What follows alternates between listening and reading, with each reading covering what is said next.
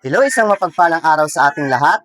Nandito ang grupo ng Digital Influencers and Distihanon Vloggers sa Barangay Bagto, Sitio Guba, na kung saan binisita namin ang pamilya Makabutas na mga disable, lalo na si Ate Nerissa Jean Makabutas, si Nanay Marcelina at si Kuya Jewel.